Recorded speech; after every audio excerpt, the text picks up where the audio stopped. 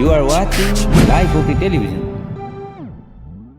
Life OK समाचारको साथमा Balvatika school Pepsicola learning made simple Jiva life to your style wellness mall a natural way to improve your health. नमस्कार, life OK समाचारमा स्वागत छ। सुरुमा मुख्य समाचार। प्रधानमन्त्री केपी शर्मा ओलीले स्थिरतालाई भत्काएर अस्थिरता निम्ताउने प्रयास भएको आरोप। थप 270 जनामा कोरोना पुष्टि। कोभिड-19 विरुद्धको खोप अभियान माघ 14 गतेबाट शुभारम्भ हुने। कृषि तथा पशुपन्छी विकास मन्त्रालय माताहतको 2 विभाग र 1 कार्यालय बीच समझदारी।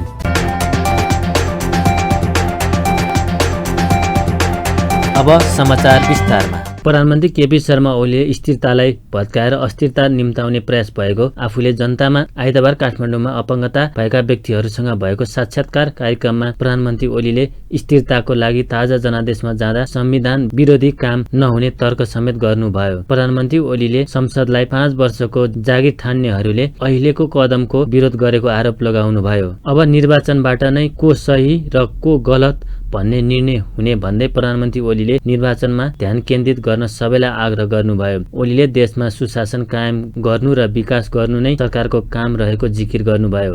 देशमा ठूला नेताले बाटो बिराउँदा पार्टीका केही अपङ्गता भएका नेताले जोगाएको उहाँको भनाइ थियो। आफ्नो मृगौला फेल भएर प्रत्यारोपण गरेको प्रसङ्ग सुनाउने उहाँले त्यस अर्थमा आफू पनि अपाङ्ग भएको बताउनुभयो। संसद विघटन भएको, असंवैधानिक भयो, अलोकतान्त्रिक भयो भनेर कराइरहेका छन्। ती कराउने मान्छेहरू संविधान विरोधी, ती कराउने मान्छेहरू लोकतन्त्र विरोधी, ती कराउने मान्छेहरू देश विरोधी, ती कराउने मान्छेहरू जनविरोधी मान्छेहरू जो कराइरहेका छन्। अस्तव्यस्तता खडा गर्ने देशमा स्थिरता हुन नदिने, स्थायित्व हुन नदिने र बहुमतको सरकार तोडेर अनि जोडजाम सरकार बनाएर स्थिरताका नाटक गर्ने, संसदमा 5 वर्ष जागिर खान पाउनुपर्छ चुनिएर आएपछि भन्ने। सांसद भनेको जागिर हो, सांसद भनेको जागिर होइन। उनीहरूको तर्क 5 वर्ष जागिर खान पाउनुपर्छ, यो स्थायी जागिर हो।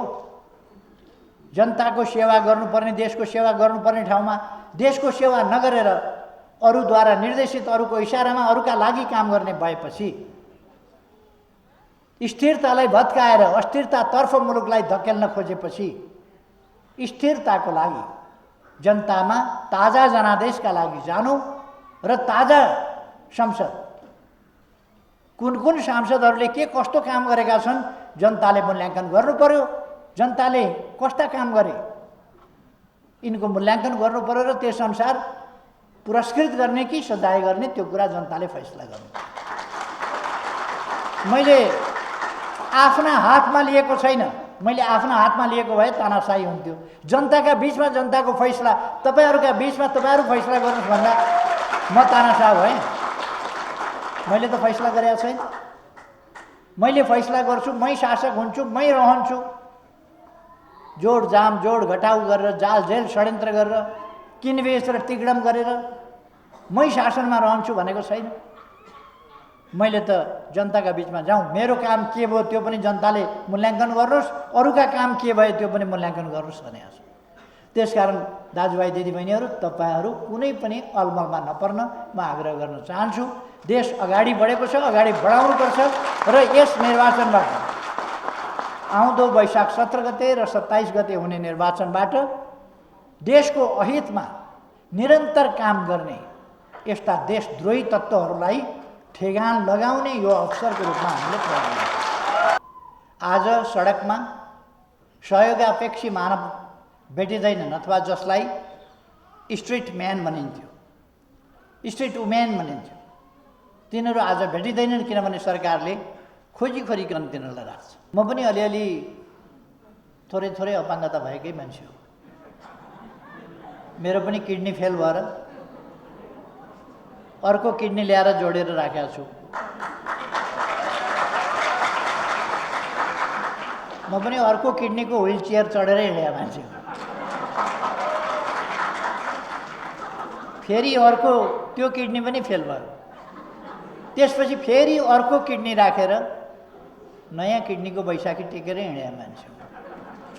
अलिअलि अपाङ्गतै हो। आँखामा मैले चस्मा किन लगाएको? यदि लगाइनँ भने म पढ्न सक्दिनँ। त्यसकारण त्यो पनि अलिकति अपाङ्गता हो। किडनी फेरे पनि, किडनीले काम नगरे पनि अर्को लगाएर पनि काम गर्न सकिन्छ, बाँच्न सकिन्छ, अगाडि बढ्न सकिन्छ भन्ने आत्मविश्वास मैले लिएँ। प्रधानमन्त्री ओलीले बालबालिका मुक्त सडक बनाइएको दावी पनि गर्नुभयो। प्रधानमन्त्री ओलीले सरकारले सडक मानव मुक्त अभियान सफल पारेको र सडकमा अलपत्र परेका अपाङ्गता भएका व्यक्तिहरूलाई सरकारले खोजी खोजी खाना खुवाएको उल्लेख गर्नुभयो। अपाङ्गता भएको समस्या समाधान गर्न आफू प्रतिबद्ध रहेको उहाँले बताउनुभयो। नेपालमा आइतबार थप 270 जनामा कोरोना पुष्टि भएको छ। यो सँगै नेपालमा कोरोना संक्रमितको संख्या 2,69,450 पुगेको छ। त्यस्तै कोरोनाका कारण थप 7 जनाले ज्यान गुमाएका छन् भने हालसम्म नेपालमा 2001 जनाले कोरोनाका कारण ज्यान गुमाएका छन्। नेपालमा थप 403 जना कोरोना संक्रमित निको हुँदा हालसम्म 2,64,134 ले कोरोनालाई जितेका छन्। नेपालमा हाल 3312 जना आइसोलेसनमा छन् भने 145 जना क्वारेन्टाइनमा छन्। नेपालमा हालसम्म 20,43,255 वटा PCR गरेको स्वास्थ्य मन्त्रालयले जनाएको छ। कोभिड-19 विरुद्धको खोप अभियान माघ 14 गतेबाट शुभारम्भ हुने भएको छ। स्वास्थ्य तथा जनसङ्ख्या मन्त्री हृदेश त्रिपाठीले कोभिड-19 विरुद्धको खोप अभियान माघ 14 गते बिहान 10 बजे शुभारम्भ गरिने जानकारी दिनुभएको हो। स्वास्थ्य मन्त्री त्रिपाठीले आइतबार आयोजित नियमित पत्रकार सम्मेलनमा खोप लगाउने पहिलो प्राथमिकता परेका फ्रन्टलाइनरहरूलाई खोप लगाएर खोप अभियानको शुभारम्भ गर्ने जानकारी दिनुभयो। मन्त्री त्रिपाठीका अनुसार उक्त खोप अभियान 7वटै प्रदेशका अस्पताल तथा काठमाडौँमा रहेका प्रमुख अस्पतालहरूमा भर्चुअल विधिबाट एकैसाथ शुभारम्भ हुनेछ। माघ 14 गते 7 प्रदेशभित्रका 62 वटा अस्पतालहरूमा र 120 भन्दा बढी खोप केन्द्रहरूबाट कोरोना विरुद्धको खोप अभियान शुभारम्भ हुने मन्त्री त्रिपाठीको भनाइ छ। 18 गते भित्र देशका 77 वटै जिल्लाका 300 वटा खोप केन्द्र मार्फत खोप अभियान सञ्चालन हुनेछ।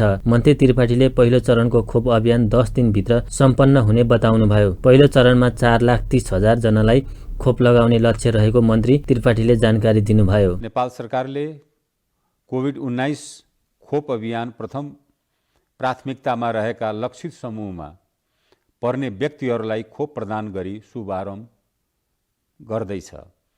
यस कार्यको शुभारम्भ यही मिति 2077 माघ 14 गते बिहान 10 बजे सम्माननीय प्रधानमन्त्रीज्यूको बाट हुनेछ र उक्त कार्यक्रममा 7वटै प्रदेशहरूमा रहेका अस्पताल तथा काठमाडौँमा रहेका प्रमुख अस्पतालहरू भर्चुअल विधिबाट प्रत्यक्ष जोडिनेछन्। माघ 14 गते देशभरि 7वटै प्रदेशहरूका 62 वटा अस्पतालहरूमा र 120 भन्दा बढी खोप केन्द्रहरूबाट यो खोप शुभारम्भ गरिनेछ भने 18 गते भित्र 77 वटै जिल्लाहरूका 300 वटा खोप केन्द्र मार्फत यो खोप प्रदान गरिनेछ।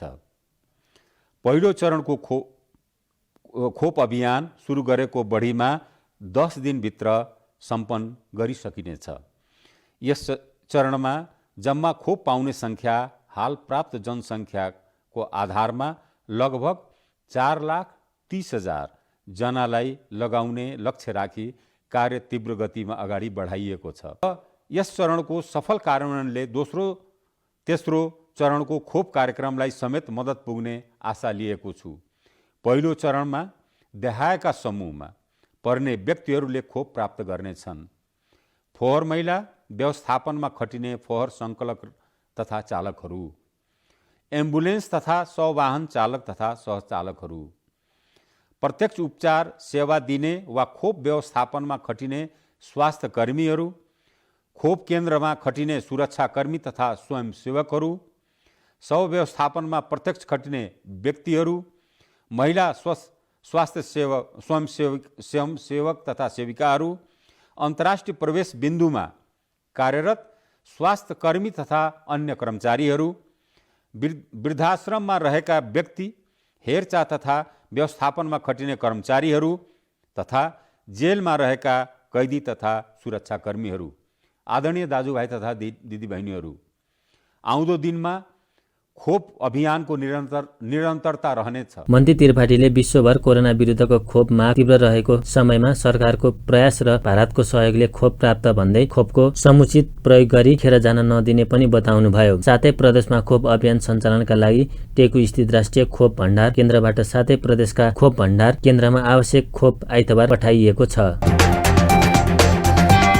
नेपाल राष्ट्रिय एकद्वार प्रणाली कार्यान्वयन गर्न भन्सार विभाग र कृषि तथा पशुपन्छी विकास मन्त्रालयको माताहातमा 2 विभाग र 1 कार्यालय बीच समझदारी भएको छ। आइतबार कृषि तथा पशुपन्छी विकास मन्त्रालयमा आयोजित एक कार्यक्रममा भन्सार विभाग र खाद्य प्रविधि तथा गुण नियन्त्रण विभाग, पशु सेवा विभाग र प्लान्ट क्वारेन्टाइन तथा विषादी व्यवस्थापन केन्द्र बीच नेपाल राष्ट्रिय एकद्वार प्रणाली कार्यान्वयन गर्ने साझेदारी पत्रमा हस्ताक्षर भएको हो। राष्ट्रिय एकद्वार प्रणाली कार्यान्वयन आयोजनाका तर्फबाट भन्सार विभागका महानिर्देशक सुमन दाहाल र खाद्य प्रविधि तथा गुण नियन्त्रण विभागका महानिर्देशक उपेन्द्र राय, पशु सेवा विभागका निमित्त महानिर्देशक डाक्टर दमयन्ती श्रेष्ठ र प्लान्ट क्वारेन्टाइन तथा विषादी व्यवस्थापन केन्द्रका प्रमुख डाक्टर सहदेव घुमागाईले समझदारी पत्रमा हस्ताक्षर गर्नुभएको थियो। कार्यक्रममा कृषि तथा पशुपन्छी विकास मन्त्री पद्मा कुमारी अर्यालले एकद्वार प्रणालीको लागू गर्ने कार्य अन्तर्राष्ट्रिय व्यापार सम्बन्धमा सामान धरातल निर्माणतर्फको एउटा खुड्किलो भएको बताउनुभयो। व्यापार घाटालाई समेत सन्तुलनमा ल्याउन सहजीकरणको भूमिका निर्वाह गर्न मन्त्री अर्यालले आग्रह गर्नुभयो। मन्त्री अर्यालले कार्यान्वयनको चरणमा रहेको कागज रहित अन्तर्राष्ट्रिय व्यापार सेवा प्रदान गर्ने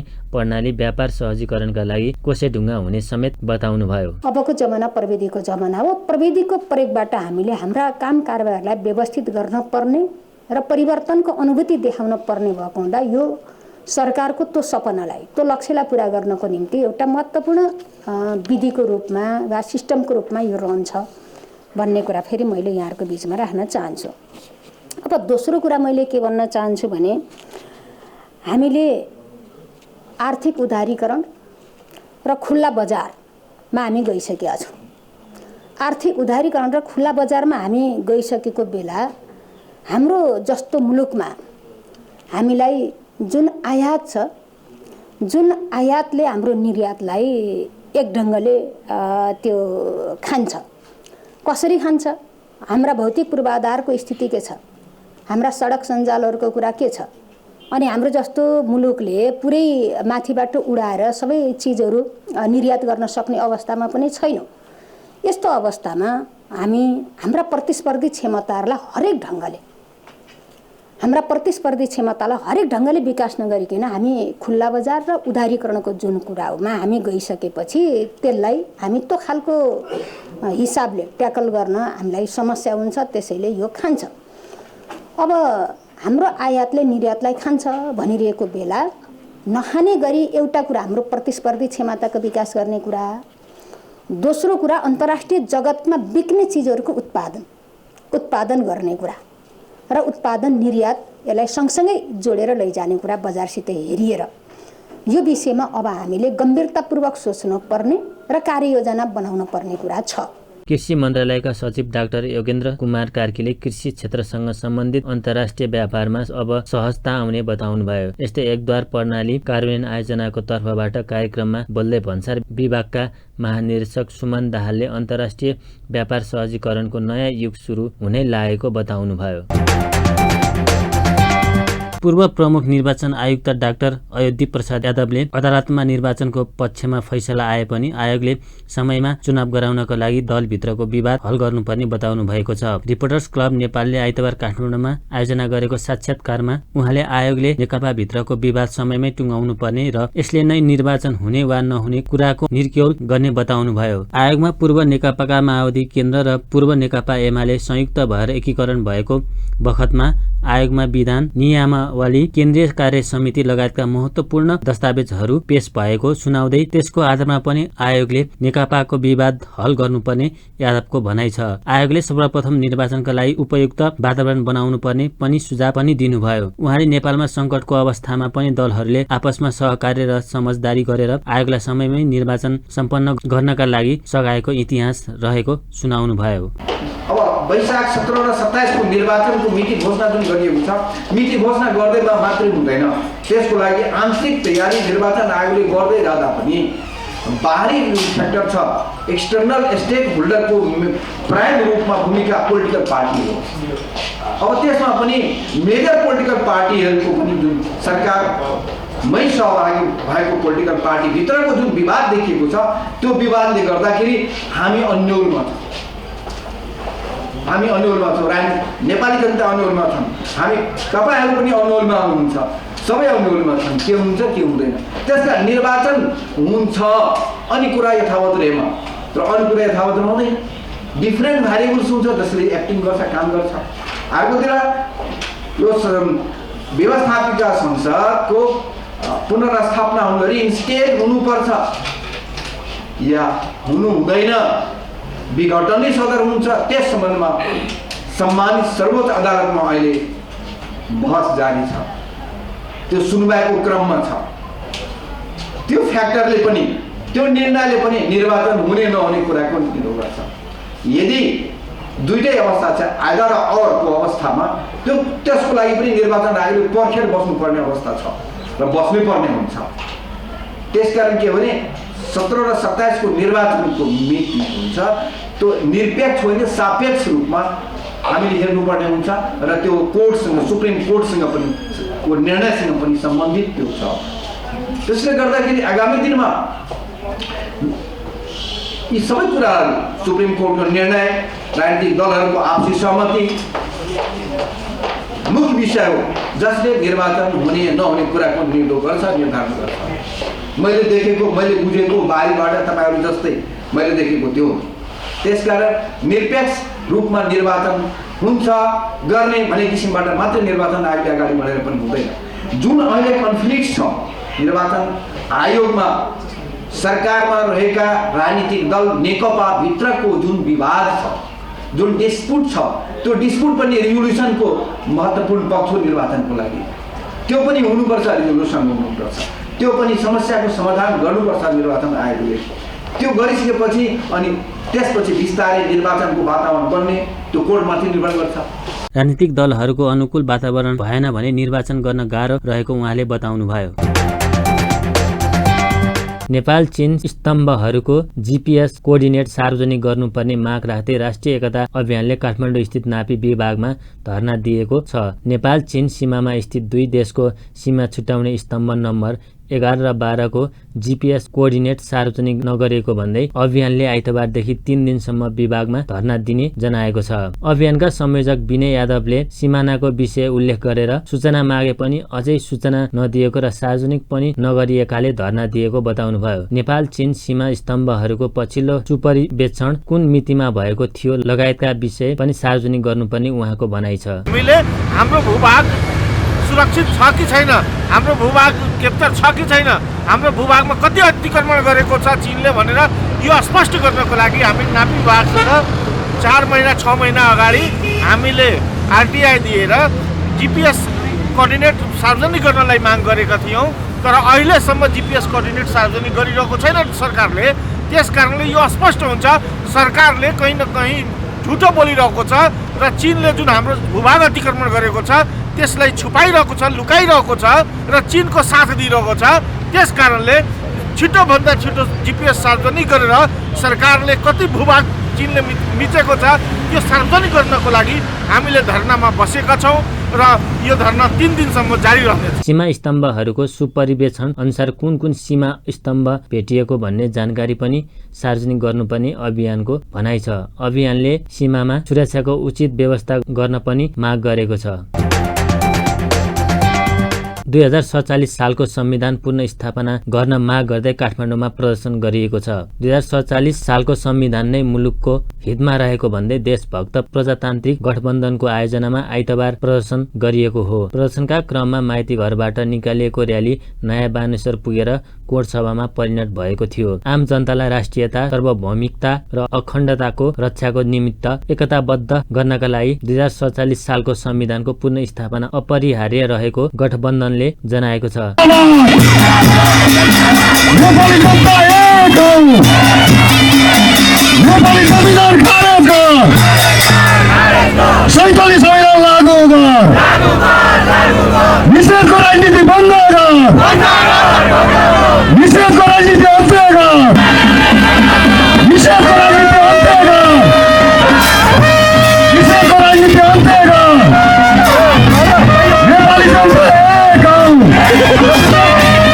यस्तै हिन्दू राष्ट्र सहितका राज्य संस्था सहित संविधान पुनर्स्थापना गर्नुपर्नेमा गठबन्धनको माग छ।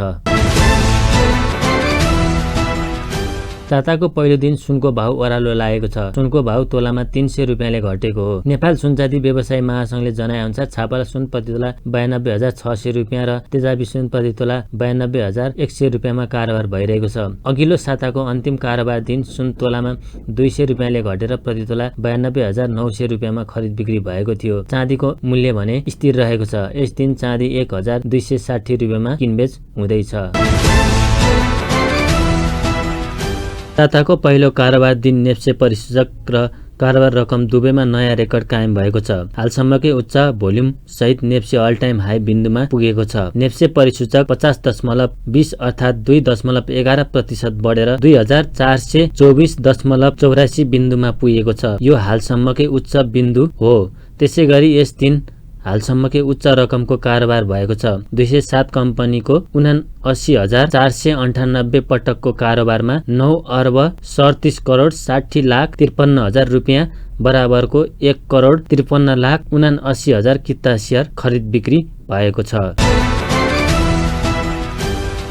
सुदूरपश्चिम प्रदेशले प्रधानमन्त्री कप 1 दिवसीय पुरुष क्रिकेट प्रतियोगितामा सान्तोना जित निकालेको छ। आइतबार भएको समूह चरणको अन्तिम खेलमा प्रदेश 2 लाई 3 विकेटले पराजित गर्दै सुदूरपश्चिमले सान्तोना जित निकालेको हो। टियु क्रिकेट मैदानमा प्रदेश 2 ले दिएको 196 रनको लक्ष्य सुदूरपश्चिमले 33 ओभरमा 7 विकेट गुमाएर पूरा गर्यो। यसअघि टस हारेर पहिले ब्याटिङ गरेको प्रदेश 2 ले 42 ओभरमा अल आउट हुँदै 195 रन बनायो। जितसँगै समूह बी सुदूरपश्चिमले 4 खेलमा 2 अङ्क जोड्यो। सुदूरपश्चिम प्रतियोगिताबाट यसअघि नै बाहिरिसकेको छ। यस हारसँगै प्रदेश 2 पनि प्रतियोगिताबाट बाहिरिएको छ। यस्तै बागमती प्रदेश प्रतियोगिताको सेमी फाइनलमा प्रवेश गरेको छ। मुलपानी क्रिकेट मैदानमा आइतबार लुम्बिनी प्रदेशसँग रोमाञ्चक बराबरी खेलको बागमती सेमी फाइनलमा पुगेको हो। बागमतीले दिएको 221 रनको लक्ष्य सहित जवाफी ब्याटिङ गरेको लुम्बिनी 48 ओभरमा अल आउट हुँदै 220 रनमा समेटिएपछि खेल बराबरीमा टुङ्गिएको थियो। यसअघि टस जितेर पहिले ब्याटिङ गरेको बागमतीले 50 ओभरमा 9 विकेट गुमाएर 220 रन बनाएको थियो। लुम्बिनीसँगको खेल बराबरी भएसँगै समूह बी एपीएफले 4 खेलमा 7 अङ्क जोड्यो। एपीएफ समूह विजेताको रूपमा सेमी फाइनलमा समेत पुग्न सफल भयो। राजधानीमा जारी राष्ट्रिय महिला लिग फुटबलमा विभागीय टिम त्रिभुवन आर्मी क्लबले पहिलो जित निकालेको छ। सातदोबाटो स्थित एन्फा कम्प्लेक्समा आइतबार भएको खेलमा वालिङ नगरपालिकालाई 7 गोल अन्तरले पराजित गर्दै आर्मीले पहिलो जित निकालेको हो। आर्मीको जितमा विमला चौधरीले ह्याट्रिक गरिन्। यस्तै दिपा राई, शर्मिला थापा, भुजुङ्गा राई र हेमा चौधरीले 1-1 गोल गरिन्।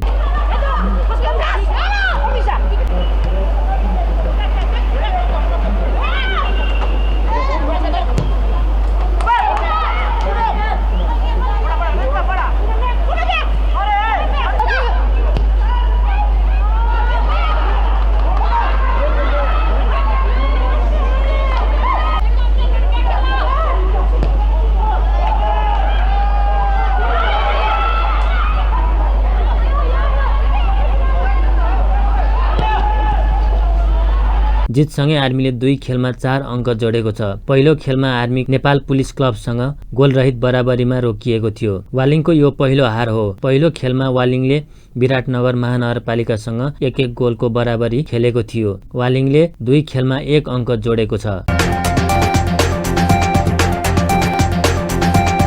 अन्त्यमा प्रमुख समाचार फेरि एकपटक।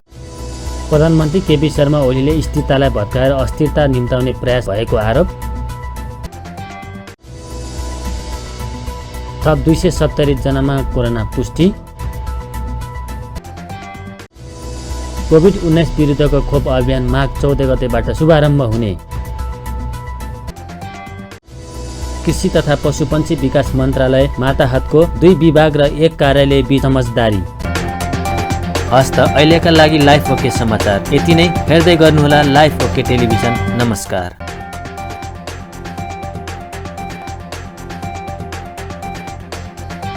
लाइफ ओके समाचारको साथमा Balvatika school Pepsicola learning made simple. Jiva a life to your style, wellness mall, a natural way to improve your health.